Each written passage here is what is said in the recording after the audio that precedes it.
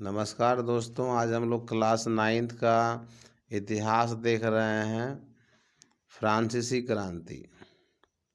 तो फ्रांसीसी क्रांति जो है 1789 में स्टार्ट हुआ था और उसमें सबसे फेमस व्यक्ति था नेपोलियन बोनापार्ट। तो नेपोलियन बोनापार्ट से इससे कई क्वेश्चन बनते हैं, उन्होंने क्या किया है वो सब चीज़ देखना है इसमें। देख ली नो। पहला क्वेश्चन है, नेपोलियन बोनापार्ट कौन था? तो नेपोलियन बोनापार्ट एक महान सेना नायक था, लेकिन 1804 में वो फ्रांस का सम्राट बना। तो यहाँ दोनों तरह से ऑप्शन आपको मिल सकता है। ओलेम्फ दे गूज कौन थी? वो एक क्रांतिकारी महिला थी। जिस तरह भारत में झांसी की रानी है, उसी तरह वहाँ पे ओलेम्फ दे गूज थी। मार्सिले क्या है? फ्रांस का राष्ट्रीय गीत है, याद रखना है आपको। आतंक का राज्य किसने स्थापित किया? तो रोबेस्पियर ने किया। मैनर क्या था? तो मैनर वहाँ स्टेट था। फ्रांसीसी कॉलोनियों में दास्ता कब समाप्त हो गई? तो 1848 में दास्ता ख़त्म हो गया। वहाँ के लोगों ने गुलामी की ज़िंदगी जीना पसंद नहीं कर रहा था। उसके बाद देखिए, फ्रांस की राजधानी कौन है? तो फ्रांस की राजधानी पेरिस है, जो सीन नदी के किनारे पर है। अब पेरिस इतना सुंदर शहर है कि उसको विश्व का जन्नत भी कहा जाता है। फ्रांसीसी क्रांति कब शुरू हुई थी? तो 14 जुलाई 1789 को शुरू हुआ था। और उनके बाद जितने देश गुलाम थे, उनको लगा कि हम लोग भी युद्ध करेंगे, लड़ेंगे तो बाद में आज़ादी मिलेगा। टाइद का क्या अर्थ है? तो टाइद एक प्रकार का धार्मिक कर था, टैक्स था। धर्म के नाम पर हमको चंदा वगैरह देना पड़ता था। तो ये क्रिश्चियन लोगों के लिए था। चर्च के विशेष कार्यों को करने वाले व्यक्तियों के समूह को क्या कहते हैं? पादरी वर्ग। आज भी देखे होंगे क्रिश्चियन में, चर्च में जो है फादर लोग होते हैं, उनको हिंदी में पादरी बोला जाता है। 1774 में फ्रांस की राजगद्दी पर कौन आसीन हुआ? तो लुई 16वां हुआ था। लिब्रे क्या है? फ्रांस की मुद्रा। से भारत की मुद्रा, आप रुपया के बारे में सुने होंगे, तो उस तरह लिब्रे जो है फ्रांस की मुद्रा थी। सीधे राज्य को अदा किए जाने वाले कर को कहते थे टाइल। जो राज्य को सीधा टैक्स देते थे वो टाइल कहलाता था। फ्रांसीसी क्रांति की शुरुआत किस शहर में हुई थी? तो पेरिस में हुआ था। और पेरिस जो है फ्रांस की राजधानी है और सीन नदी के किनारे पर है। और पेरिस में ही एफिल टावर है, ये भी याद रखिएगा। टाउन हॉल के सामने कितने लोग इकट्ठा हुए थे जिन्होंने जल सेना के गठन करने का निर्णय लिया था? तो 7,000 लोग थे, याद रखिएगा। क्वेश्चन नंबर 16 को देखिए। 1789 ईस्वी में फ्रांस की क्रांति किसके शासनकाल में हुई थी? तो लुई 16वां इसका सही जवाब होगा। फ्रांस में द्वितीय स्टेट के अमीर वर्ग को क्या कहा जाता था? तो कुलीन वर्ग कहा जाता था।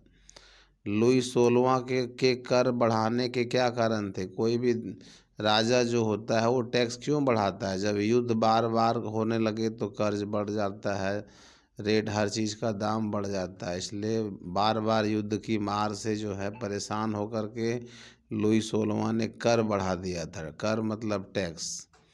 मैं ही राजा हूँ, मेरे ही शब्द कानून है, यह कथन किस शासक का था?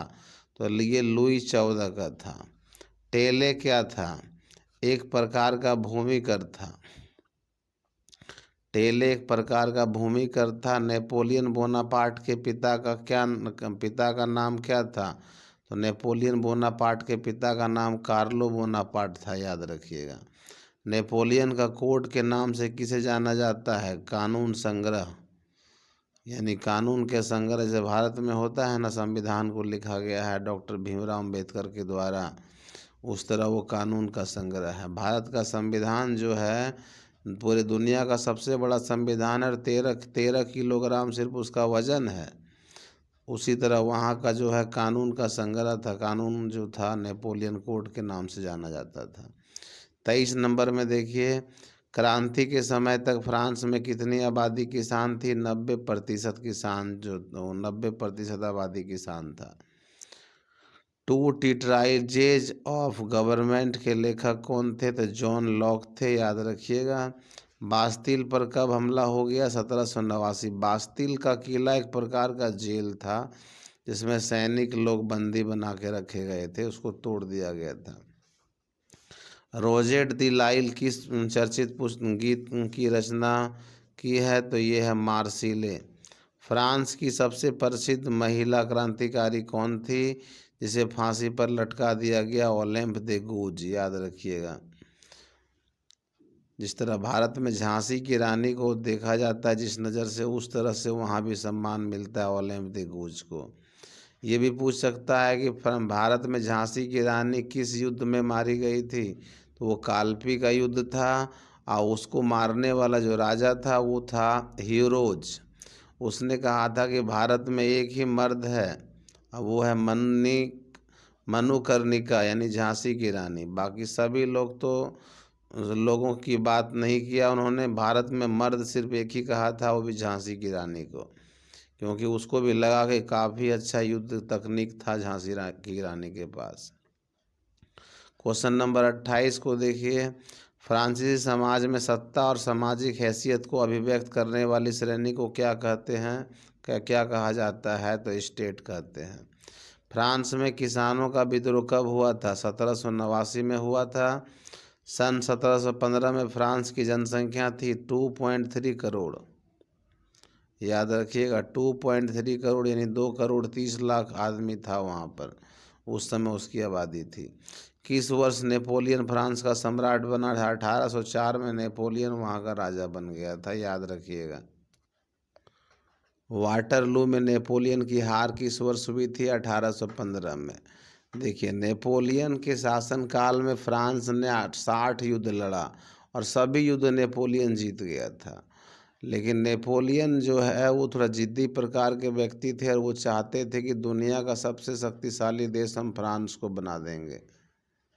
ये उनका सोच था, और उनकी गलती थी कि वो रूस पर हमला कर दिया। रूस और इंग्लैंड मिलके उसको 1815 में हरा दिया, और हराने के बाद उसको 1815 में बंदी बना लिया गया, और फ्रांस की जनता ने उनका सपोर्ट नहीं किया, क्योंकि फ्रांस के बहुत सारे जवान लोग सैनिक बनते थे और उस युद्ध में मारे जाते थे। बड़ा नुकसान हो रहा था उन लोगों का।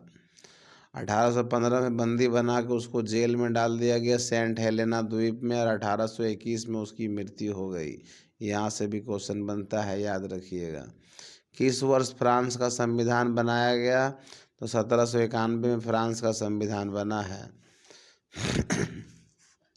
किस वर्ष लुई 16वां को फांसी हुई थी? 21 जनवरी 1793 को, याद रखिएगा। 1815 में किस युद्ध में फ्रांस की हार हुई? वाटरलू का युद्ध वो हार गया, क्योंकि उन्हीं के लोगों ने उनका साथ नहीं दिया। क्रांति से पहले फ्रांसीसी समाज कितने वर्गों में विभक्त थे? तो 3 स्टेट में बटा हुआ था वो। जर्मन मुद्रा को क्या कहते हैं? मार्क। अभी जर्मनी में यूरो चलता है, लेकिन पहले मार्क चलता था। क्वेश्चन नंबर 38 को देखिए। नए संविधान ने फ्रांस को बनाया संवैधानिक राजतंत्र बनाया, यानी कि राजा नेपोलियन को बनाया था। उसके बाद एक संविधान भी लागू हुआ। केवल किस श्रेणी के लोग कर अदा करते थे? तीसरे स्टेट। फ्रांस में 1793 से लेकर 1794 के मध्य के काल को किस नाम से जाना जाता था? तो आतंक का राज्य, याद रखिएगा। फिर अन्य महत्वपूर्ण प्रश्न उत्तर में जरा देखते हैं। 1791 के संविधान में किन्हें राजनीतिक अधिकार दिए गए थे? अमीर वर्ग को, याद रखिएगा।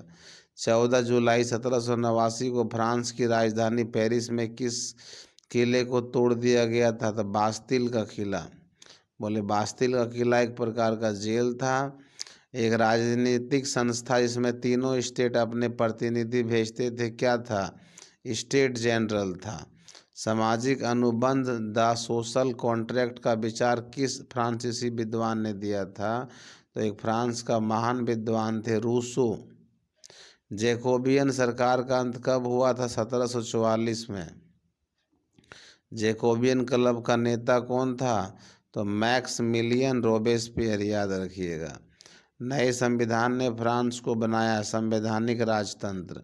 18वीं सदी में किस नए वर्ग का उदय हुआ था? तो मध्य वर्ग का उदय हुआ था। दशमलव पद्धति पर आधारित नापतोल की एक समान प्रणाली का प्रचलन फ्रांस में किसने किया था? यानी कि आज हम लोग 100 ग्राम, 50 ग्राम, 25 ग्राम जो देख रहे हैं, इसकी दशमलव पद्धति का नापतोल ये नेपोलियन ही शुरू किया था। उसके बाद क्वेश्चन नंबर 10 देखिए, दो खंबे के बीच लटकते आरे की मशीन के द्वारा अपराधी के सिर काटने वाले मशीन का क्या नाम था? गिलोटिन नामक एक मशीन हुआ करता था जो दो खंबा के बीच में एक आदमी को बांध देता था, और वो मशीन जब चालू होता था उसका सिर उड़ा दिया जाता था। लुई 16वां का संबंध किस राजवंश से था? तो वो बुर्बो राजवंश से था, याद रखिएगा। लुई 16वां को किस आरोप में 21 जनवरी 1793 को फांसी दी गई? तो उसको देशद्रोह का आरोप उस पर लगाया गया कि ये देश का गद्दार है। केवल किस श्रेणी के लोग कर अदा करते थे? तीसरे स्टेट, जनसाधारण।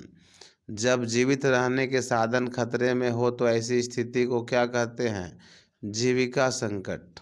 याद रखिए, जब जीवित रहने के साधन खतरे में हो तो ऐसी स्थिति को क्या कहते हैं? जीविका संकट। फ्रांस का राष्ट्रगान मार्सिले किसने लिखा है? कवि रोजेट दी लाइल, याद रखिएगा। बास्तिल की जेल को कब तोड़ा गया? 14 जुलाई 1789। 14 जुलाई 1789 को बास्तिल का जेल तोड़ दिया गया था और सभी कैदी वहां से बाहर हो गए थे। रूसो कौन था? फ्रांसीसी दार्शनिक थे, वे घूमते रहते थे। फ्रांस में महिलाओं ने अंततः कब मतदान का अधिकार प्राप्त किया? तो फ्रांस में महिलाओं को वोट देने का अधिकार 1946 में मिला है। उससे पहले फ्रांस में महिलाओं को वोट देने का अधिकार नहीं था। किस क्रांति ने दुनिया को स्वतंत्रता, समानता के विचार और फ्रांसीसी विचार दिए? तो फ्रांसीसी क्रांति ने ही सबसे पहले ये विचार दिया। किस वर्ग को कर नहीं देना पड़ता था? कुलीन और पादरी वर्ग। अमीर लोग जो है टैक्स नहीं देते थे। तीसरा स्टेट मतलब गरीब वर्ग को ही टैक्स देना पड़ता था। कल हम लोग यूरोप में राष्ट्रवाद और रूसी क्रांति भी देखेंगे। आज के लिए इतना ही, धन्यवाद। तरह वीडियो देखते रहिएगा, आपको बहुत सारा लाभ मिलेगा, बहुत सारा जीके जीएस आपको याद भी हो जाएगा और अच्छा खासा सोशल साइंस में, साइंस में हर पेपर में पकड़ भी बन जाएगा आपका।